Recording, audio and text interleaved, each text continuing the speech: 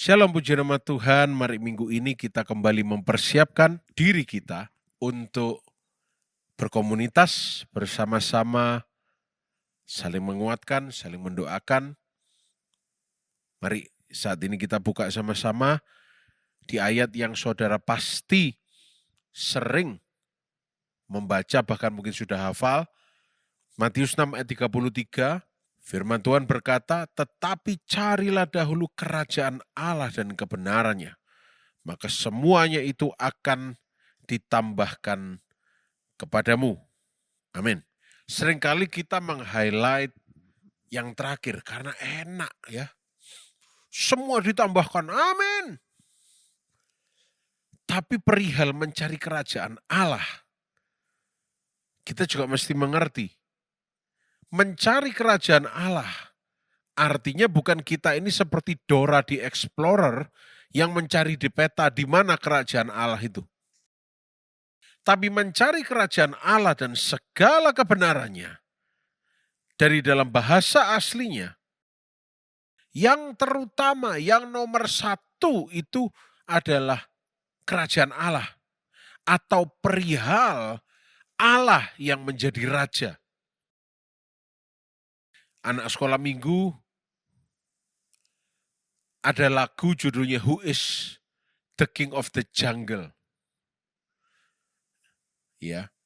Nah, saya nggak mungkin nyanyi sekarang. Saudara bisa tanya anak-anak saudara nanti lagunya ya. Siapa yang bertahta di hati saudara? Kalau masih diri kita yang bertahta, keakuan kita, ego kita, egosentris,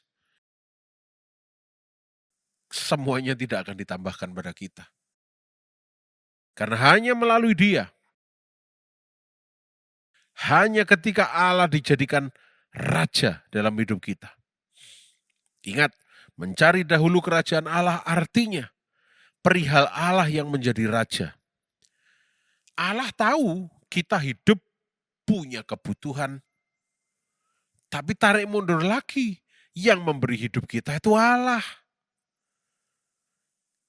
Jangan kaget kalau menara Babel dibuyarkan, karena semakin melenceng semua manusia. Allah yang memberi hidup, tapi Allah tidak diizinkan untuk bertahta dalam hidup kita.